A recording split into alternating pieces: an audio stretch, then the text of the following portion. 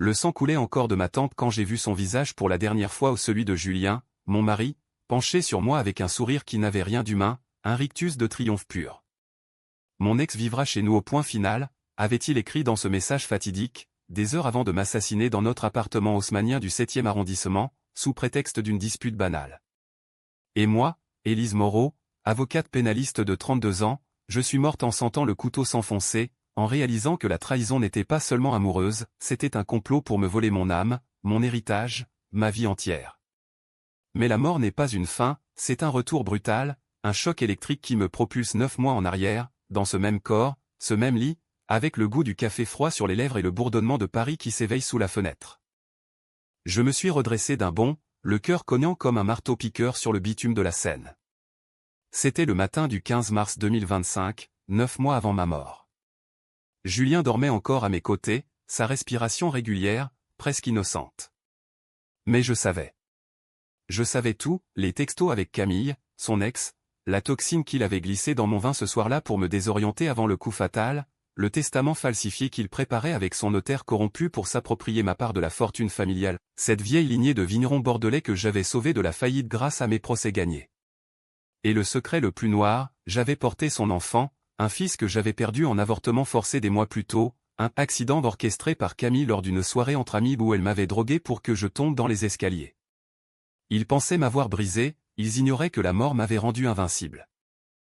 Paris s'étirait sous moi, indifférente, avec ses klaxons et ses odeurs de croissants brûlés montant des boulangeries. J'ai attrapé mon téléphone ou le même modèle, les mêmes notifications et j'ai effacé le message qu'il n'avait pas encore envoyé. Non, pas effacé. J'ai pris une capture d'écran, un talisman numérique pour la guerre à venir. Ma main tremblait, mais pas de peur, de rage pure, viscérale, celle qui fait trembler les piliers de la République elle-même. J'allais les détruire, non pas avec des cris ou des larmes, mais avec la précision d'un scalpel légal, empoisonné de mensonges savoureux. Julien se réveilla, se tourna vers moi avec ce sourire de charmeur de prétoire. « Bonjour, ma chérie. Café ?» J'ai souri en retour, un sourire qui masquait le poison. « Avec plaisir. Mais d'abord, parlons de Camille. » Il a ri, comme si c'était une blague. « Camille ? Mon ex ? Qu'est-ce qu'elle vient faire là ? » Je me suis levé, nu sous la chemise de soie qu'il m'avait offerte pour mon anniversaire, un cadeau empoisonné, à présent. J'ai marché jusqu'à la fenêtre, laissant la lumière crue de l'aube caresser ma peau, et j'ai lâché la première bombe, elle t'a écrit hier soir. Reviens-moi. Élise est un obstacle. Tu comptes la loger ici, n'est-ce pas? Mon ex vivra chez nous au point final. Son visage s'est décomposé, une fraction de seconde, juste assez pour que je savoure. Il s'est redressé, feignant l'indignation. C'est ridicule. Une vieille amie qui cherche du soutien après son divorce. Rien de plus. Mais ses yeux verts menteurs trahissaient la panique. Parfait. Ce jour-là, j'ai annulé mon audience au palais de justice.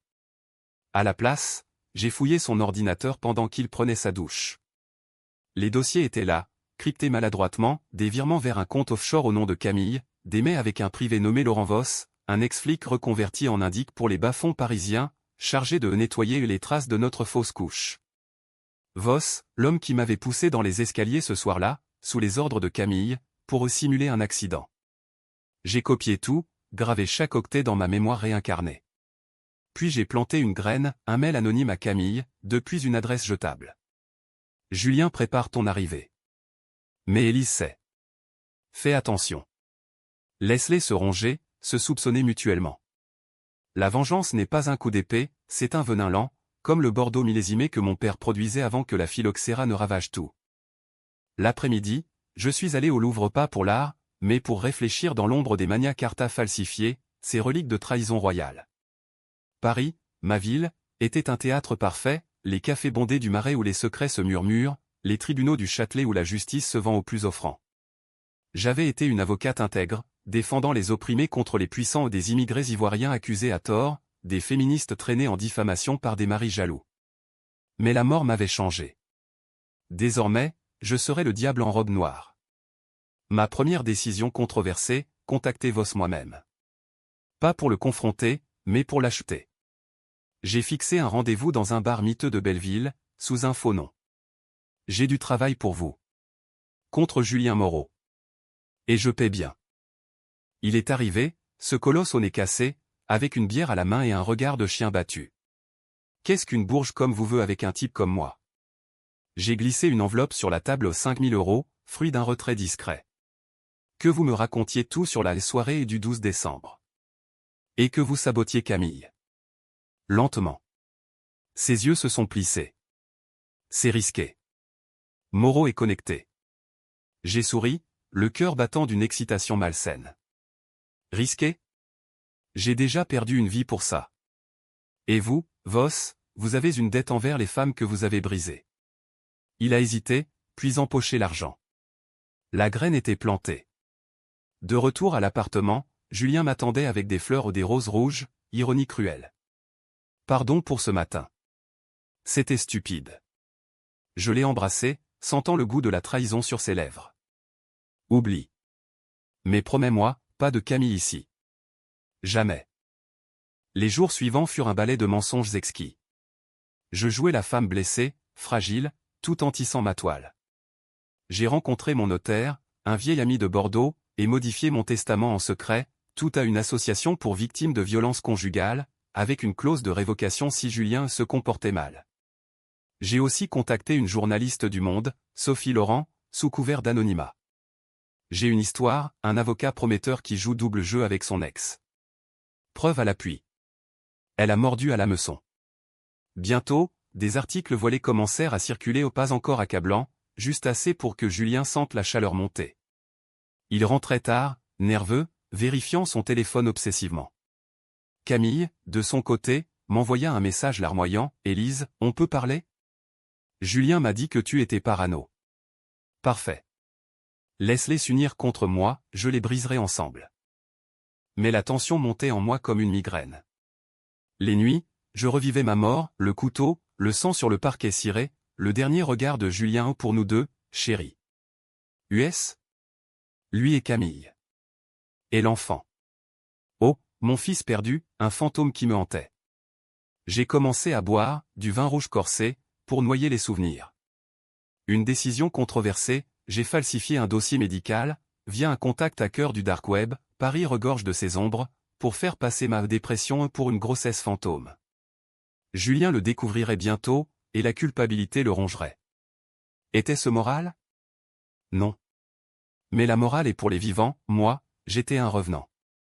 Fin du premier millier de mots. La tension s'installe, Élise commence sa manipulation, plantant les graines de la discorde. Le printemps parisien éclatait en une explosion de cerisiers roses le long de la Seine, mais pour moi, chaque pétale était un rappel, la vie renaît, et la vengeance aussi. Il était temps d'accélérer. J'ai organisé un dîner de réconciliateur à la maison aux Julien, moi, et par hasard, Camille, invitée par un mail piégé que j'avais intercepté et rerouté. Elle arriva en robe moulante rouge, les cheveux teints en blond platine, un sourire de vipère. Élise. Quelle surprise. Julien m'a dit que tu voulais qu'on discute. Il était là, mal à l'aise dans son costume sur mesure, servant du champagne comme si de rien n'était. J'ai trinqué, les bulles pétillant sur ma langue comme des éclats de verre. À l'amitié. Et au secret qui nous lie. La soirée fut un chef-d'œuvre de tension. Camille babillait sur son nouveau départ après son divorce à un magnate de la tech qu'il avait largué pour une plus jeune, mais ses yeux glissaient vers Julien comme des serpents affamés. Lui, il évitait mon regard, se concentrant sur son foie gras. J'ai lâché la deuxième bombe au dessert, Camille, tu sais, j'ai retrouvé ce vieux mail. Celui où tu disais à Julien que notre bébé était un problème à régler. Drôle, non? Le silence tomba comme une guillotine. Camille pâlit, renversant son verre de Bordeaux sur la nappe blanche. Quoi? C'est une blague, Élise. Tu délires. Julien bondit, assez. Élise, tu es malade. On en a parlé avec le médecin, tes hormones te jouent des tours depuis l'accident. L'accident. Ce mot me fit bouillir. Voss avait livré, des photos de la soirée, montrant Camille me tendant le verre drogué, Voss en arrière-plan, prêt à pousser. J'ai ri, un rire cristallin, faux comme un diamant de bijoutier. Malade? Peut-être. Mais regardons les faits. J'ai sorti mon téléphone, projetant les images sur l'écran connecté du salon à un montage subtil, pas trop accablant, juste assez pour semer le doute. Camille hurla, fausse. C'est du monté. Julien me fixa, le visage gris. Où as-tu eu ça? J'ai haussé les épaules. Un ami. Quelqu'un qui sait que la vérité finit toujours par suinter, comme le vin d'une barrique percée. Ils partirent en trombe, Julien traînant Camille dehors sous la pluie fine de Paris. Je l'ai regardé de la fenêtre, un sourire aux lèvres. Phase 2, isoler Julien. Le lendemain, j'ai déposé une plainte anonyme pour harcèlement contre Camille via un avocat subalterne que j'avais soudoyé. Les flics débarquèrent chez elle à Montmartre, perquisitionnant son appartement pour drogue et faux témoignages. Rien de concret, mais assez pour que le Figaro titrage, ex-femme d'avocat impliquée dans scandale domestique. Julien appela, furieux, c'est toi, hein? Tu veux me ruiner? J'ai feint les larmes. Moi? Je protège notre mariage. Elle est toxique, Julien. Et toi? Tu l'as laissée entrer dans nos vies. Ma propre toxine coulait en moi. Les nuits, les cauchemars revenaient, ma gorge tranchée, le gargouillement du sang, le vide de l'enfant arraché. J'ai commencé à suivre Camille au pas en personne, mais via un traceur GPS sur son téléphone, hacké par mon contact. Elle rencontrait Voss dans des motels sordides de la banlieue, payant pour des services. Parfait. J'ai envoyé les coordonnées à Sophie Laurent, suivez ça. Corruption et violence. L'article sorti une semaine plus tard, lien trouble entre ex-femme et ex-flic, un réseau de chantage. Camille paniqua, bombardant Julien de messages, c'est elle. Elle nous détruit. Il me confronta au bureau, dans mon cabinet du 8e, entouré de dossiers jaunis de procès oubliés. Arrête ça, Élise. Ou je te jure. J'ai levé la main, calmement. Ou quoi? Tu me tues, comme dans ma tête? Les mots m'avaient échappé. Il recula, horrifié. Qu'est-ce que tu dis? J'ai couvert, riant. Rien. Juste un cauchemar. Mais le doute était planté. Julien commença à boire, à rentrer saoul, murmurant des excuses incohérentes. Ma troisième décision controversée, impliquait la famille. J'ai appelé ma sœur, Claire, à Bordeaux, lui racontant une version édulcorée de Julien à une maîtresse. Et ils ont causé ma perte de bébé. Elle, avocate comme moi mais plus impulsive, vola à Paris. Lors du dîner familial improvisé, elle l'aspergea de questions, comment as-tu pu? Élise est ta femme.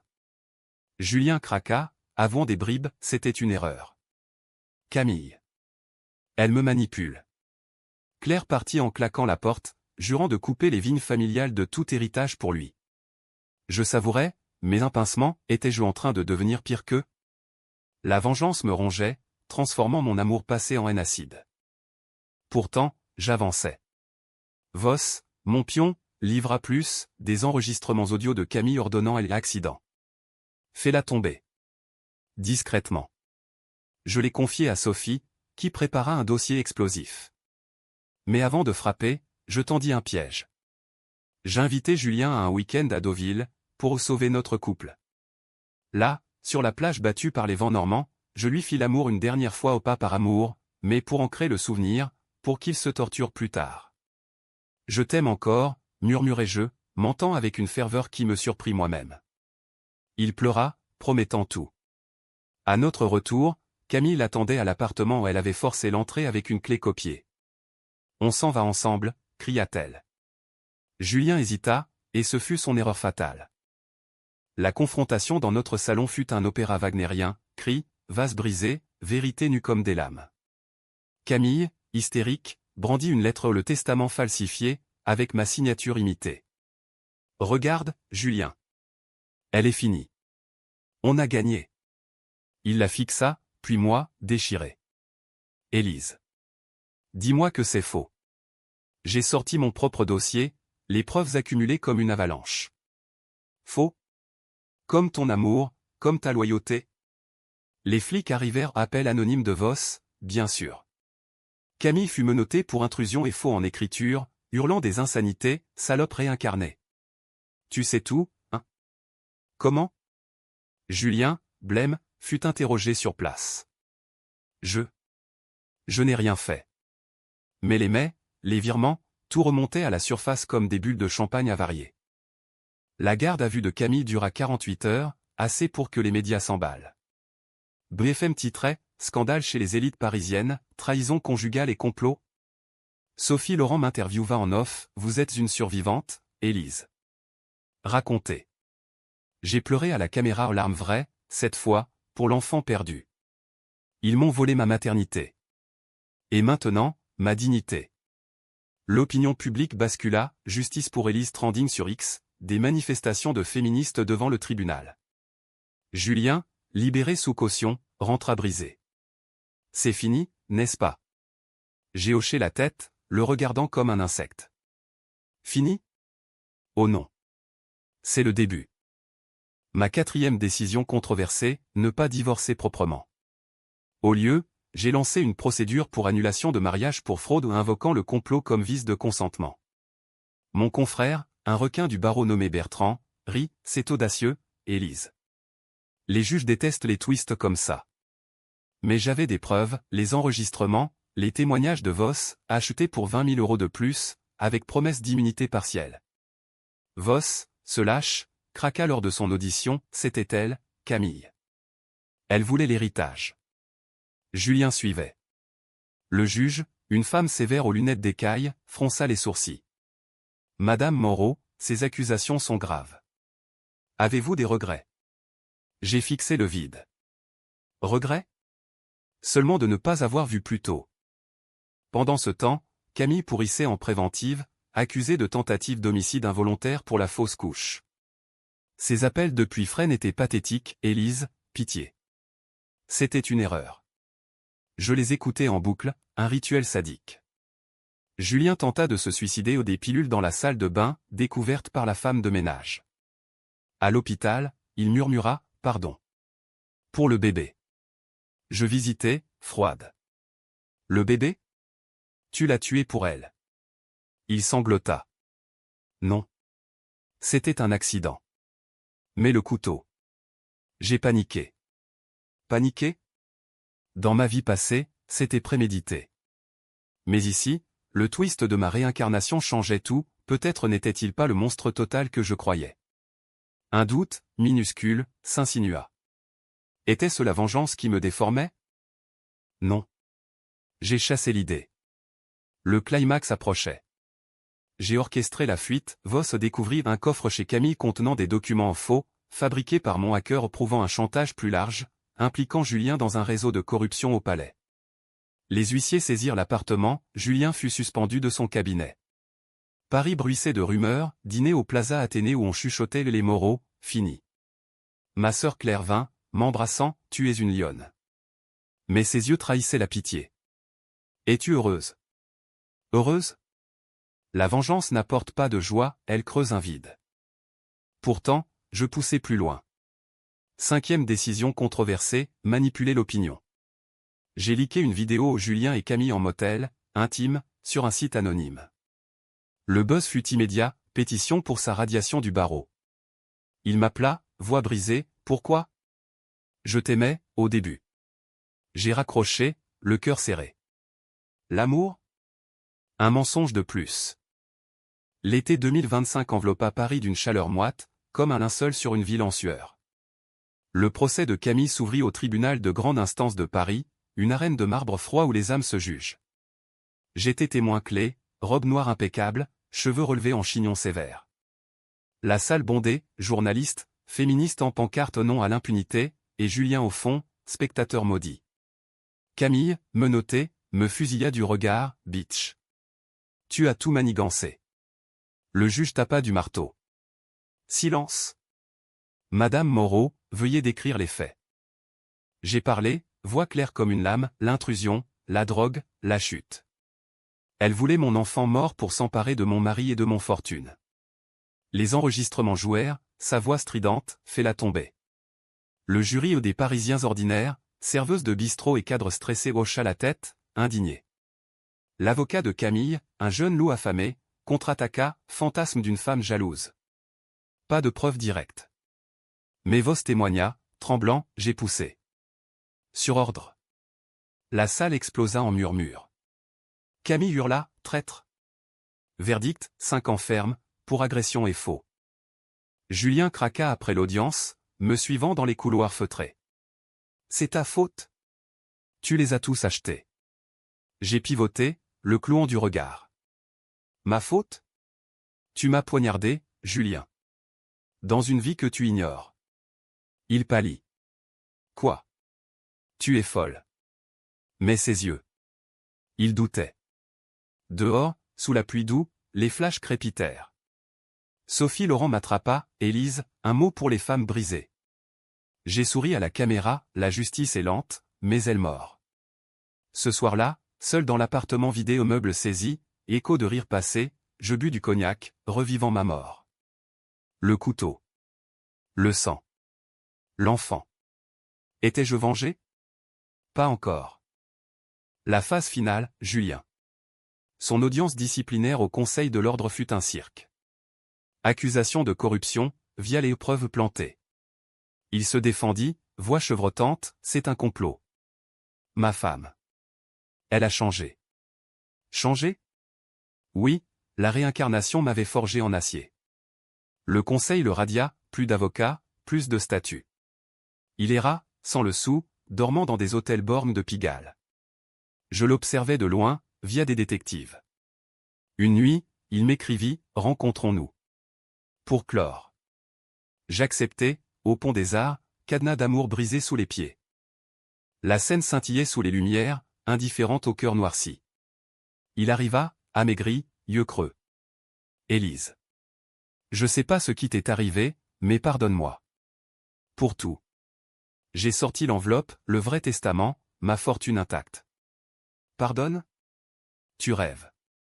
Puis, la twist, je lui tendis un chèque. Prends ça. Et disparaît. Pour l'enfant que nous aurions pu avoir. Il pleura, signa. Décision controversée numéro 6, la miséricorde empoisonnée. Pas par bonté, mais pour le laisser vivre avec la culpabilité, un fantôme pire que la mort. Mais le climax explosa le lendemain. Camille, depuis sa cellule, envoya un colis, une lettre et une photo au moi, enceinte, retouchée. Tu crois avoir gagné? J'ai un secret, Voss n'était pas seul. Ton père, Élise. Il savait pour les vignes empoisonnées. C'était lui, le vrai coupable de la faillite. Mon père? Mort depuis 10 ans, accusé d'avoir saboté ses propres cuves pour l'assurance. Un suicide, avait-on dit. Mais le secret enfoui, Camille avait des preuves, un mail de lui à Julien, avant notre mariage. Protège-moi, gendre. Où je révèle tout. Julien l'avait tué? Non. Aidé? La trahison s'approfondissait, un abîme. Je confrontais Julien au café de Flore, terrasse bondée de touristes. Mon père. Tu l'as poussé au suicide. Il avoua, brisé, il menaçait de tout dire sur Camille et moi. L'argent. C'était pour nous. Le monde vacilla. Ma vengeance n'était pas seulement personnelle, c'était un cycle de monstres. J'appelai les flics, le dénonçant pour complicité. Il fut arrêté sur place, menottes cliquetant comme un glas. L'automne enveloppa Paris d'un manteau de feuilles mortes, symbole de fins inéluctables. Le procès de Julien fut un épilogue sordide, complicité de suicide, falsification, tentative de meurtre, ma mort réincarnée comme vision prophétique, mais je gardai ça secret. La salle du tribunal puait la sueur et le désespoir. Il me regarda, implorant, Élise. Une dernière chance? J'ai témoigné, voix d'acier, vous m'avez volé une vie. 2, même. Le juge, même que pour Camille, prononça 10 ans. Dehors, la foule applaudit héroïne ou monstre. Les articles me couronnaient, Élise Moreau, l'avocate vengeresse. Camille, en tôle, tenta un suicide, raté, elle rota ses regrets par lettres, on méritait ça. Voss disparut, empoché mon argent, un fantôme de plus. Ma sœur hérita des vignes, je repris mon cabinet, défendant maintenant les revenants victimes de violences invisibles. Mais la twist finale me frappa comme un coup de poignard, enceinte. Vraiment, cette fois. Un test positif, fruit d'une nuit impulsive avec un amant d'un soir, un journaliste croisé au bar. L'enfant, un garçon, comme l'autre grandit en moi, innocent. Était-ce happy end? Pas tout à fait. La vengeance m'avait libéré, mais vidé. Paris, ma ville, me semblait étrangère, les lumières de la tour Eiffel comme des yeux moqueurs. Je marchais le long de la Seine, main sur le ventre, pensant à Julien en cellule, à Camille brisée. Mon ex vivra chez nous au point final, avait-il écrit. Mais le point final était à moi. J'avais réécrit l'histoire, au prix d'une âme noircie. Et pour l'enfant? Il naîtrait libre, sans ombre. Ou peut-être pas. La trahison est un vin qui fermente, éternel.